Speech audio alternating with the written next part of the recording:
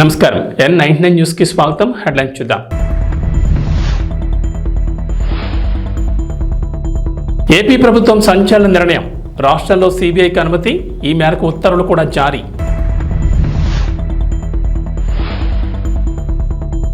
రాష్ట్రంలో భారీగా డెంగ్యూ కేసులు. హైదరాబాద్ చుట్టుపక్కల అధికంగా నమోదవుతున్న డెంగ్యూ.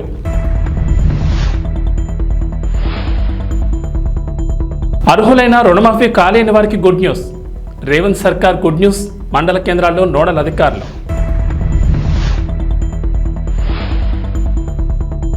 తెలంగాణకు రెయిన్ అలర్ట్. పలు జిల్లాల్లో భారీ వర్షాలు. ఎల్లో హెచ్చరికలు జారీ. రాష్ట్రంలో డెంగ్యూ డేంజర్ బెల్స్ మోగిస్తోంది. డెంగ్యూతో పాటు వైరల్ జ్వరాలు కూడా ప్రజల్ని ఇబ్బందులు గురిచేస్తున్నాయి. చికెన్ గున్యా, మలేరియా కేసులు నమోదవుతున్నాయి. పట్నం పల్లె తేడా లేకుండా అన్ని ప్రాంతాల్లోనూ జ్వరాలు విజృంభిస్తుండటంతో హాస్పిటల్స్ రోగులతో కిటకిటలాడుతున్నాయి. అన్ని ప్రభుత్వ ఆసుపత్రుల్లోనూ ఓపీ సగటున 10 నుంచి 30% వరకు పెరిగినట్లు అధికారులు తెలిపారు. దాదాపుగా ప్రైవేట్ హాస్పిటల్స్లోనూ అదే పరిస్థితుంది. వర్షాలు కురుస్తుండటంతో గత 20 రోజులుగా జ్వరాల బారిన పడుతున్న వారి సంఖ్య అంతకంతకు పెరుగుతోంది. గత 2 నెలలుగా తెలంగాణలో జలుబు, దగ్గు, శ్వాస సంబంధించిన వ్యాధులు విస్తరిస్తున్నాయని అధికారులు తెలిపారు. వర్షాల కారణంగా కొన్ని రోజులుగా పారిశుద్ధ్యం లోపించింది. దీంతో దోమల వ్యాప్తి విపరీతంగా పెరిగింది. ఫలితంగా డెంగ్యూ, మలేరియా, కన్యా వంటి జ్వరాలు విస్తరిస్తున్నాయి. ప్రధానంగా హైదరాబాద్తో పాటు చుట్టుపక్కల జిల్లాలైన రంగారెడ్డి, మేడ్చల్, సూర్యాపేట్, నల్గొండ, ఖమ్మం జిల్లాల్లో డెంగ్యూ కేసులు ఎక్కువగా రికార్డు అవుతున్నట్లు తెలంగాణ వైద్య ఆరోగ్య శాఖ అధికారులు తెలిపారు. ఈ ఏడాది ఇప్పటివరకు 4,395 డెంగ్యూ కేసులు నమోదు కాగా అందులో 3వ వంతు హైదరాబాద్ నగరంలోనే నమోదైనట్లు తెలిసింది. అనధికారికంగా ఈ కేసులు అంతకు 10 రెట్లు అధికంగా ఉంటుందని అధికారులు అంచనా వేస్తున్నారు. అర్హులైన రుణమాఫీ కాలేదా? దీనికి రేవంత్ సర్కార్ గుడ్ న్యూస్ చెప్పింది. తెలంగాణ ప్రభుత్వం 2 లక్షల పంట రుణమాఫీ పథకం అమలు చేసిన సంగతి తెలిసిందే. 3 విడతల్లో లబ్ధిదారుల ఖాతాల్లో డబ్బులు జమ చేశారు. జూలై 18న తొలి విడతలో 1,00,000 లోపు, జూలై 31న 2వ విడతలో 1,50,000 లోపు, ఆగస్టు 30న 3వ విడతలో 1,50,000 నుంచి 2 లక్షల వరకు రైతులు రుణాలు మాఫీ చేశారు. అయితే చాలా మంది రైతులకు అర్హులైనప్పటికీ రుణమాఫీ సొమ్ము జమ కాలేదు. కొన్ని సాంకేతిక సమస్యల కారణంగా రుణమాఫీ సొమ్ము రైతుల ఖాతాల్లో జమ కాలేదని వ్యవసాయ శాఖ అధికారులు తెలిపారు. మొత్తం 31 సాంకేతిక కారణాలు గుర్తించి వాటికి పరిష్కార మార్గాలను కూడా వ్యవసాయ శాఖ అధికారులు ప్రభుత్వానికి నివేదించారు. ఈ నేపథ్యంలో అర్హులైన రైతు రుణమాఫీ కాని రైతులకు సీఎం రేవంత్ రెడ్డి ప్రభుత్వం గుడ్ న్యూస్ చెప్పింది. అర్హత ఉండి ఇంకా రైతు రుణమాఫీ సొమ్ము జమ కాని రైతుల సమస్యల పరిష్కారం కోసం అన్ని మండల కేంద్రాల్లో ప్రత్యేక నోడల్ అధికారులను నియమిస్తున్నామని వ్యవసాయ శాఖ కార్యదర్శి రఘునందన్ రావు వెల్లడించారు. రైతు వేదికల్లోని రైతులతో మంగళవారం నిర్వహించిన వీడియో కాన్ఫరెన్స్లో మాట్లాడిన ఆయన రైతులు తమ ఆధార్ కార్డులోని సమాచారం, సంబంధిత బ్యాంకు వద్ద నమోదైన డేటాలు, చిన్న చిన్న తప్పులు, రైతు పట్టాదారు పాస్ పుస్తకాల సమస్యలు, పేరు సరిగా లేకపోవడం వంటి ఫిర్యాదులను ఆయా మండలాల్లోని నోడల్ అధికారికి తెలియజేశారు. ఇచ్చిన మాట నిలబెట్టుకున్నారు సీఎం రేవంత్ రెడ్డి. ఇటీవల కాంగ్రెస్ పార్టీలో చేరిన మాజీ మంత్రి బాన్స్వాడ ఎమ్మెల్యే పోచారం శ్రీనివాసరెడ్డికి ప్రభుత్వంలో సముచిత స్థానం కల్పిస్తానని ఇచ్చిన మాట మేరకు కీలక పదవి ఇచ్చారు సీఎం రేవంత్. పోచారం శ్రీనివాసరెడ్డిని వ్యవసాయ శాఖ సలహాదారుడిగా రేవంత్ ప్రభుత్వం నియమించింది. కేవలం సలహాదారు నియమించడమే కాకుండా కేబినెట్ హోదాను కూడా కల్పించింది. పోచారం శ్రీనివాసరెడ్డితో పాటు ప్రస్తుత మండలి చైర్మన్ గుత్తా సుఖేందర్ రెడ్డి కుమారుడు గుత్తా అమిత్ రెడ్డిని డైరీ కోఆపరేటివ్ ఫెడరేషన్ చైర్మన్గా నియమించింది. ఈ మేరకు రేవంత్ రెడ్డి ప్రభుత్వం ఉత్తర్వులు జారీ చేసింది. టీడీపీలో సుదీర్ఘకాలం పాటు కొనసాగిన సీనియర్ నేత పోచారం శ్రీనివాసరెడ్డి తెలంగాణ ఉద్యమ సమయంలో ఆ పార్టీని వీడి నాటి టీఆర్ఎస్ పార్టీలో చేరారు. తెలంగాణ ఆవిర్భావం తర్వాత ఏర్పడిన తొలి ప్రభుత్వంలో కేసీఆర్ ఆయనకు వ్యవసాయ శాఖ మంత్రిగా బాధ్యతలు అప్పగించారు. 2018లో రెండోసారి ఏర్పడిన ప్రభుత్వంలోనూ అసెంబ్లీ స్పీకర్గా బాధ్యతలు కట్టబెట్టారు. అయితే ఇటీవల జరిగిన అసెంబ్లీ ఎన్నికల్లోనూ పోచారం విజయం సాధించినప్పటికీ బీఆర్ఎస్ పార్టీ అమల్లోకి రాకపోవడంతో కేవలం ఎమ్మెల్యేగానే ఉండిపోయారు. ఆంధ్రప్రదేశ్ మంత్రి డోలా శ్రీ బాలవీరాంజనేయ స్వామి పింఛన్లకు సంబంధించి కీలక వ్యాఖ్యలు చేశారు. బోగస్ సర్టిఫికెట్లతో పింఛన్లు పొందే వారి ప్రయత్నాన్ని అడ్డుకోవాలని ఆదేశించారు. అలాగే అర్హత ఉన్న చివరి వ్యక్తి వరకు పింఛన్లు అందించాలని సూచించారు. బోగస్ సర్టిఫికెట్లతో పింఛన్ల పంపిణీకి అడ్డుకట్టు వేయాలన్నారు. బోగస్ సర్టిఫికెట్లతో పింఛన్లు తీసుకునే వారిని గుర్తించి చర్యలు తీసుకునేందుకు సిద్ధమవుతున్నారు. విభిన్న ప్రతిభావంతులు, వయోవృద్ధులు, ట్రాన్స్జెండర్లు సంక్షేమంపై అమరావతి సచివాలయంలో అధికారులతో మంత్రి సమీక్షించారు. దివ్యాంగులకు బ్యాటరీ ట్రైసైకిల్ ఇచ్చేందుకు ప్రణాళిక రూపొందించారని, ట్రాన్స్జెండర్లకు ప్రత్యేకంగా రేషన్ కార్డు ఇచ్చే అంశాన్ని పరిశీలిస్తామని తెలిపారు. అర్హులైన ప్రతి ఒక్కరికి సంక్షేమ పథకాలు అందించారన్నారు. అర్హత ఉన్న చివరి వ్యక్తి వరకు సంక్షేమ పథకాలు, పింఛన్లు అందించారన్నారు. ఏపీ ప్రభుత్వం దివ్యాంగులు, వయోవృద్ధులు, ట్రాన్స్జెండర్లకు కల్పిస్తున్న సౌకర్యాలు, అందిస్తున్న సంక్షేమ పథకాలపై విస్తృత ప్రచారం నిర్వహించాలన్నారు మంత్రి స్వామి. దివ్యాంగులకు సేవ చేసే అదృష్టం రావడం గొప్ప భాగ్యమని, అధికారులు అలసత్వం వేడి బాధ్యతతో పనిచేయాలన్నారు.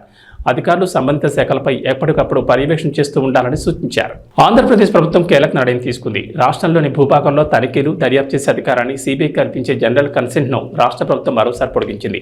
తాజాగా ఏపీ ప్రభుత్వం తీసుకున్న నిర్ణయం ప్రకారం రాష్ట్ర ప్రభుత్వం నుంచి ఎలాంటి ముందస్తు అనుమతి లేకుండానే ఏపీ భూభాగంలో సిబిఐ తన అధికారాలను వినియోగించుకునేందుకు, అమలు చేసేందుకు వీలుంటుంది.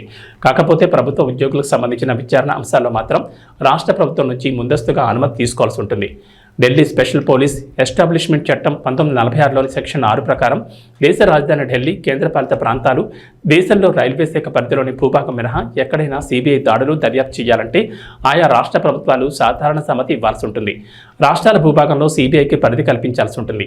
ఏపీ ప్రభుత్వం గతంలో కొన్ని నెలలు మినహా ఎప్పటికప్పుడు ఈ సమ్మతిని పొడిగిస్తూ వస్తోంది. మెగాస్టార్ చిరంజీవి పుట్టినరోజు అంటే మెగా అభిమానులకు అంతకంటే పెద్ద పండుగ మరొకటి ఉండదు. అందులో చిరుకి పద్మవిభూషణ్ వచ్చిన ఏడాది, పవన్ కళ్యాణ్ డిప్యూటీ సీఎం అయిన ఏడాది కావడంతో ఈసారి సంబరాలు అంబరాన్ అంటేలా ప్లాన్ చేస్తున్నారు మెగా ఫ్యాన్స్. పైగా థియేటర్లో కూడా మెగా సెలబ్రేషన్స్ చేసుకునేందుకు చిరు కెరీర్లో ఇండస్ట్రీ హిట్ అయిన ఇంద్ర సినిమాను ఆగస్టు 22న రిలీజ్ చేస్తున్నారు. వైజయంతి మూవీస్ నిర్మించిన ఈ సినిమా అప్పట్లో సంచలన విజయం సాధించింది. మరి ఈ చిత్రం గురించి ఓ ఆసక్తికర విషయం గురించి చూద్దాం. ఇంద్ర సినిమా షూటింగ్ సమయంలో జరిగిన విషయాలను నటుడు రాజా రవీంద్ర ఓ ఇంటర్వ్యూలో పంచుకున్నారు. ఇంద్ర సినిమా సమయంలో director B Gopal, junior NTR, Allari Ramudu సినిమా సాంగ్ షూటింగ్ కోసం స్విట్జర్లాండ్ వెళ్ళిపోయారు. అప్పుడు ఇంద్ర సినిమా ఫ్లాష్ బ్యాక్ మొత్తం చిరంజీవి గారే డైరెక్ట్ చేశారు. ఫ్లాష్ బ్యాక్లో హోమం సీన్, సాంగ్, ఆ ఎపిసోడ్స్ అన్ని చిరునే డైరెక్ట్ చేశారు. ఆ ఎపిసోడ్స్లో నేను లేను కానీ షూటింగ్ టైంలో అక్కడే ఉన్నాను అంటూ రాజా చెప్పారు. అలానే ఎండలు లెక్క చేయకుండా చిరు షూటింగ్ చేసిన విషయాలను కూడా చెప్పారు. అది మే నెల ఫుల్ ఎండలు. ఆ సమయంలో క్యారవాన్ నుంచి బయటకు కాలు కూడా నేను పెట్టలేకపోయాను. కానీ చిరు అక్కడే ఎండలో కూర్చుని హోమం చేసే సీన్లో యాక్ట్ చేశారు. ఒంటి మీద చొక్కా కూడా లేకుండా కేవలం ఒక టవల్ మాత్రం వేసుకుని అలా 29 రోజుల పాటు మే నెలలో షూటింగ్ చేశారు. ఆ ఎపిసోడ్స్ పూర్తయిన తర్వాత అక్కడ క్రౌడ్గా నిలిచిన జూనియర్ ఆర్టిస్టుల దగ్గరికి వెళ్ళి అమ్మ సినిమా షూటింగ్ లేట్ అవుతున్నందున ఇలా మండుటెన్లో షూటింగ్ చేయించాను, నన్ను క్షమించనంటూ చిరు అడిగారు. అది ఆయన క్యారెక్టర్ అంటూ రాజా రవీంద్ర అన్నారు. 10 ఏళ్లలో బీజేపీ, బీఆర్ఎస్ నాయకులు అధికారంలో ఉండి రైతులకు ఏం చేశారని ఆందోళన చేస్తున్నారని మంత్రి పొన్నం ప్రభాకర్ ప్రశ్నించారు. సిద్దిపేట జిల్లా హుస్నాబాద్ కాంగ్రెస్ పార్టీ కార్యాలయంలో రాజీవ్ గాంధీ జయంతి సందర్భంగా ఆయన చిత్రపటానికి నివాళులర్పించారు. అనంతరం మీడియాతో మాట్లాడుతూ దేశంలో సాంకేతిక విప్లవం తెచ్చిన మాజీ ప్రధాని రాజీవ్ గాంధీ విగ్రహాన్ని సెక్రటరీ కార్యాలయం ముందు ఏర్పాటు చేస్తామంటే కేటీఆర్ అవగాహన లేకుండా విగ్రహాన్ని కూల్చేస్తామని మాట్లాడడం సరికాదన్నారు.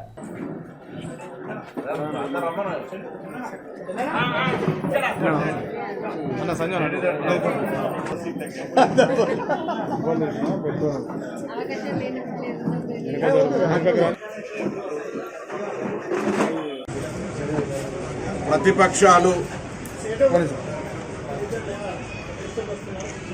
రైతాంగాన్ని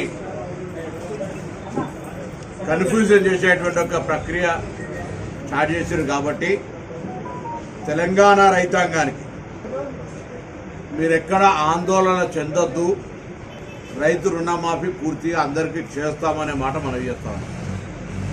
ఎవరికైనా ఈ 3 విడతలల్లా రైతు రుణమాఫీ కాకపోతే మీరు మండల రెవెన్యూ కార్యాలయంలో, మండల పరిషత్ ఆఫీసులో, మీ అగ్రికల్చర్ ఆఫీసర్ దగ్గర మీ అప్లికేషన్ పెట్టండి. 2018 డిసెంబర్ 12 కంటే ముందు లోన్ తీసుకొని ఉన్నటువంటి వాళ్ళ అమౌంట్ ఎంతమంది ఉన్నా అది లోన్ మాఫీ కాదు, నిబంధనలలోనే ఉంది. 2023 డిసెంబర్ 9 తర్వాత ఈ 8 నెలల్లో ఎవరైనా లోన్ తీసుకుంటే కూడా మాఫీ కాదు. అంటే డిసెంబర్ 9 కంటే ముందు 2023, డిసెంబర్ 12 2018 తర్వాత లోన్ తీసుకున్న వాళ్ళకు ఎవరికైనా మాఫీ కాకపోతే మా ప్రభుత్వం బాధ్యత. టీఆర్ఎస్ పార్టీ లోన్ మాఫీ యొక్క విధానం ఏ విధంగా రైతులకు న్యాయం జరగలేదని తెలుసు. రైతుల పట్ల లోన్ మాఫీ చేస్తామన్న హామీని అమలు చేయని టీఆర్ఎస్ పార్టీ ఒకవైపు అయితే, అసలు రైతులకు సంబంధించి కేంద్రంలో అధికారంలోకి వచ్చిన తర్వాత మేము గతంలో 2005-6లో దేశం మొత్తం ₹1,00,000 లోన్ మాఫీ ఒకటేసారి చేసినాం. దాని తర్వాత దేశంలో చరిత్రలో 29 రాష్ట్రాల్లో ఏ రాష్ట్రం చేయని విధంగా ధైర్యంగా ఎన్నికల్లో మాట ఇచ్చిన విధంగా ఇలా లోన్ మాఫీ చేసినాం. ప్రశంసించాల్సిన వాళ్ళు విమర్శిస్తూ ఉన్నారు, విమర్శించాల్సిన వాళ్ళు ఇద్దరు కలిసి విమర్శిస్తూ ఉన్నారు. బీఆర్ఎస్ టీఆర్ఎస్ వాళ్ళు ఇద్దరి గొంతు, ట్యూనింగ్, సాంగ్, డ్యాన్స్ అంతా కూడా ఇద్దరు ఒకటే ఉంది. దీన్ని బట్టి రైతులు అర్థం చేసుకోండి. కేంద్రం ఏమి ఇవ్వలే రైతులకు. రాష్ట్రంలో టీఆర్ఎస్ పార్టీ 10 ఏళ్ళ అధికారం ఉన్నప్పుడు రుణమాఫీ ఏ విధంగా చేసిందో మీ అందరికి కొత్తగా నేను చెప్పే అవసరం లేదు.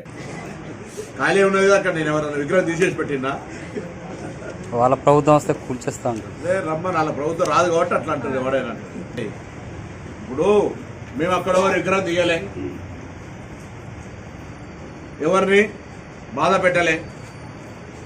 కేటీఆర్ బాధ కలిగి ఉంటే దిగమింగుకో, ప్రజలు ఓడగొట్టారు తప్పది. మేము ఓడగొట్టినప్పుడు మాకు కూడా బాధ కలిగింది.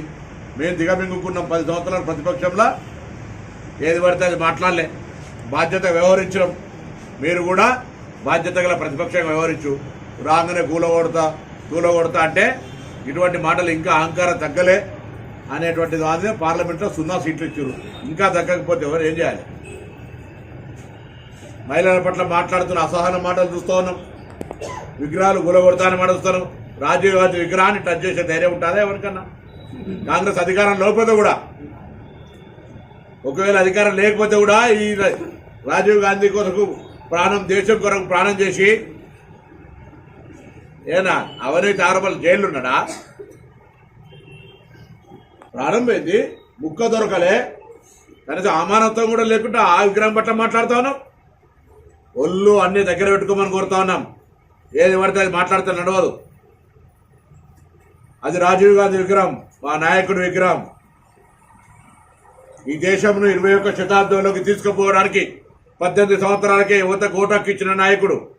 ఈరోజు మనం వాడుతున్నటువంటి సెల్ ఫోన్, కంప్యూటర్తో సహా దేశంలో అత్యున్నతమైనటువంటి ఒక సాంకేతిక విప్లవాన్ని తీసుకొచ్చినటువంటి నాయకుడు. ఇలా అమెరికాలో ఉద్యోగం చేయగలిగినామంటే రాజీవ్ గాంధీ గారు ఇచ్చినటువంటి ఒక దేన్ ఐసు దృష్ట్యా త్వరలోనే అట్టహాసంగా చాలా పెద్ద ఎత్తున రాజీవ్ గాంధీ విగ్రహావిష్కరణ చేస్తాం. రాజీవ్ గాంధీ విగ్రహావిష్కరణ సెక్రటరియట్ ముంగడ చేస్తాం. విగ్రహం ఇప్పటికే నెలకొల్పబడ్డది. నేను హైదరాబాద్ ఇన్ఛార్జ్ మంత్రిగా ఆ పనులను స్వయంగా పర్యవేక్షించిన సంబంధిత వాళ్ళందరితో బరాబర్గా సెక్రటరియట్ ముందర రాజీవ్ గాంధీ విగ్రహ ప్రారంభోత్సవం అట్టహాసంగా జరుగుతుంది. ఇద్దరు కలిసి విమర్శిస్తూ ఉన్నారు బీఆర్ఎస్ టీఆర్ఎస్ వాళ్ళు. ఇద్దరి గొంతు, ట్యూనింగ్, సాంగ్, డ్యాన్స్ అంతా కూడా ఇద్దరు ఒకటే ఉంది. దీన్ని బట్టి రైతులు అర్థం చేసుకోండి. కేంద్రం ఏమి ఇవ్వలే రైతులకు. రాష్ట్రంలో టీఆర్ఎస్ పార్టీ 10 ఏళ్ళ అధికారంలో ఉన్నప్పుడు రుణమాఫీ ఏ విధంగా చేసిందో బీజేపీ టీఆర్ఎస్ చక్రాల పడి చేస్తే రుణమాఫీ పొందిన 35,000 మంది రైతులు హుస్నాబాద్లో ఎలా ఎక్కువ చేసుకుంటే అధికారంలో ఉన్నారు. కేంద్రం నుంచి రాష్ట్రానికి అనేక రకాలుగా సహకారం చేయండి. అవేం చేయకుండా మీరు ఇష్టం వచ్చినట్టు మాట్లాడితే ఇక్కడ చూస్తూ ఊరుకోడు. మీరిద్దరు కలిసి వచ్చినా కూడా పార్లమెంట్ ఎన్నికలు చూసి 8 దాటలే. ఓ నోట్లో ఒకరికి వేసుకున్నారు, డిపాజిట్లు తప్పించుకున్నారు. అందుకే మరొకసారి తెలంగాణ రైతాంగం దయచేసి ఆందోళన చెందకండి. ఈ ప్రభుత్వం భీమవరం మావుళ్ల అమ్మవారిని జిల్లా కలెక్టర్ చంద్రబాబు నాగరాణి దర్శించుకున్నారు. జిల్లా కలెక్టర్కు ఆలయ అధికారులు పూర్ణకుంభంతో స్వాగతం పలికి భాజా భజంత్రీలతో అంతరాలయానికి తోడ్కొని వెళ్లారు. అనంతరం ఆలయ వేద పండితులు ప్రత్యేక పూజలు నిర్వహించారు. ఆశీర్వచన మండపం నందు మంత్రోచ్చారణల మధ్య ఆశీర్వచనాలు అందజేసి ప్రసాదాలు అందచేయగా ఆలయ సహాయ కమిషనర్ బుద్ధ మహాలక్ష్మి నగేష్ శేషవస్త్రం అమ్మవారి ఫోటోను జిల్లా కలెక్టర్ చంద్రబాబు నాగరానికి అందించారు. ఈ కార్యక్రమంలో ఆలయ సహాయ commissioner Buddha Mahalakshmi, Ganesh, Bhimavaram division endowment inspector వి వెంకటేశ్వర్ తదితరులు పాల్గొన్నారు.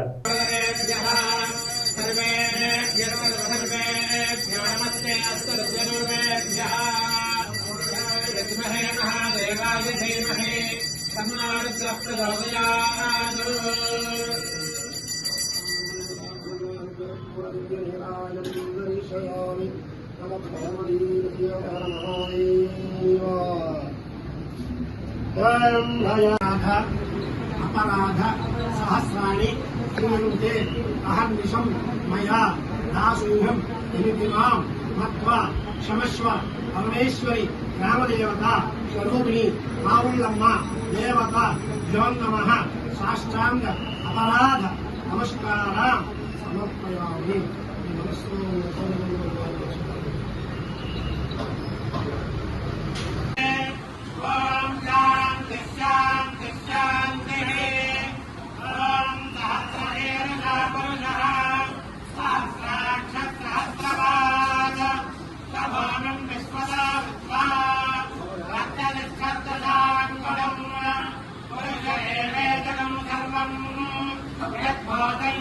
भव्यं पुरामृतस्येषानः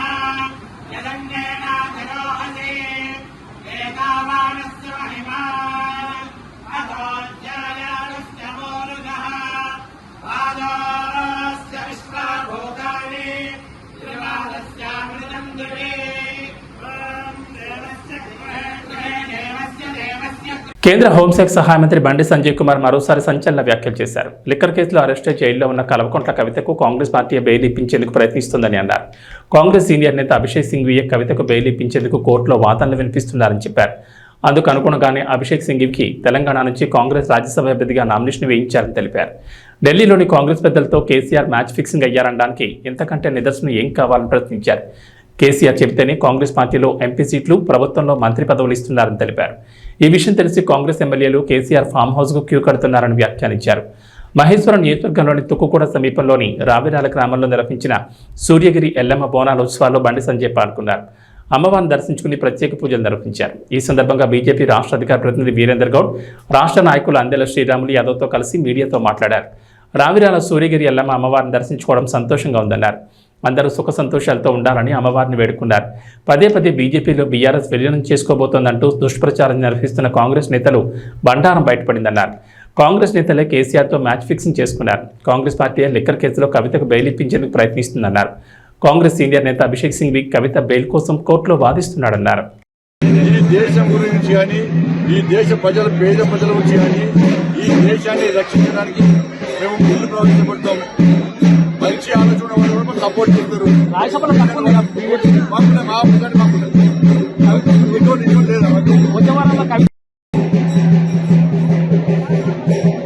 సుప్రీంకోర్టు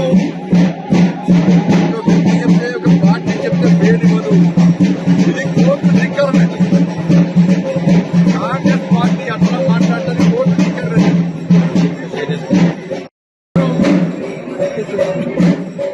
న్యాయవాదం చేయకరాని చేసుకోవచ్చు, ఎవరికైనా అనుకోవచ్చు. అందుకే ముందే అంటారు. అంటే గతంలో కూడా ఒకటి గతంలో కూడా ఒక బీజేపీ లీడర్ కూడా ఒక చర్చ జరుగుతుంది. ఈయన చాలా సీనియర్ నాయకుడు కాబట్టి ఏమంటారు అనిపించినా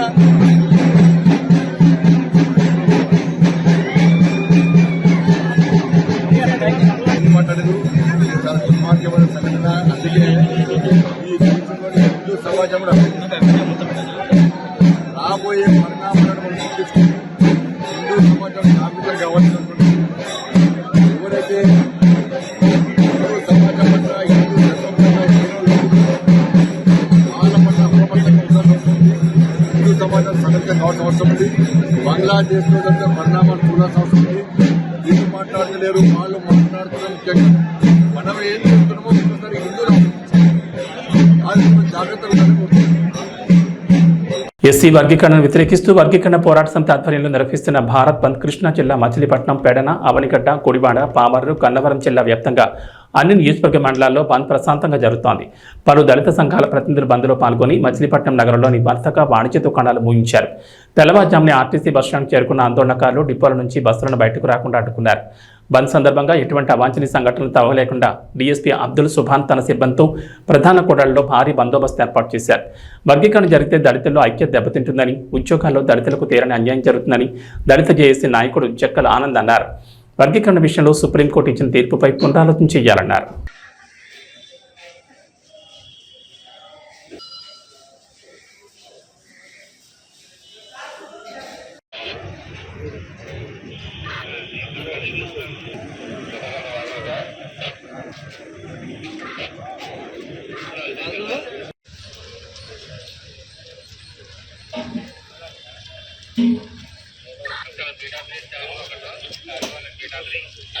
డిఎం గారు ఎక్కడ ఉన్నారు? లోపలికి వెళ్ళారా?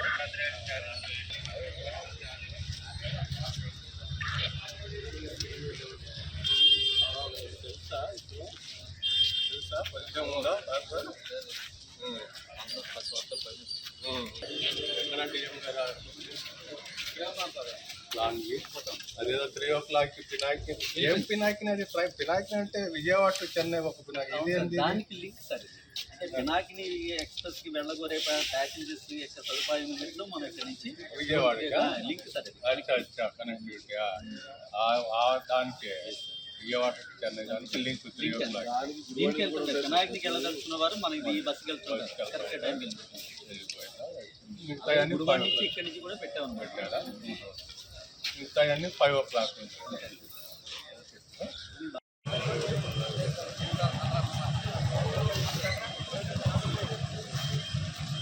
లాలే దళితుల ఐక్యత, వర్ధిల్లాలి భారత రాజ్యాంగం, వర్ధిల్లాలి బాబాసాహెబ్ అంబేద్కర్ ఆలోచన విధానం.